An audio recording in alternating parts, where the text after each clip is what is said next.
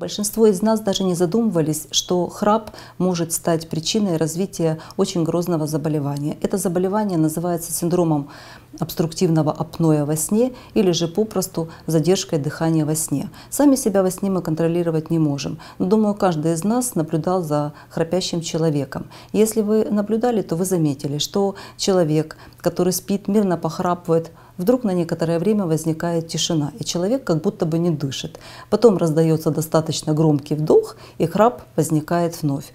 Этот момент и называется остановкой дыхания во сне или задержкой дыхания во сне. Они приводят как к острому, так и хроническому недостатку кислорода и могут стать причиной развития острых сердечно-сосудистых заболеваний. Вам покажется странным, какая связь может быть между храпом и сердечно-сосудистыми заболеваниями, но тем не менее эта связь есть.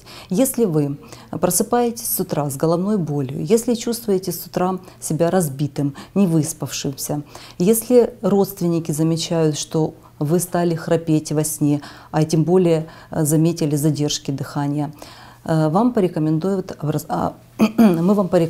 обратиться на прием к кардиологу. Если вас или вашего близкого человека беспокоит громкий ночной храп, перехватывание дыхания во время сна, просыпание утром с отсутствием чувства бодрствования и отдохнувшести, головные боли, преимущественно в утренние часы. Все это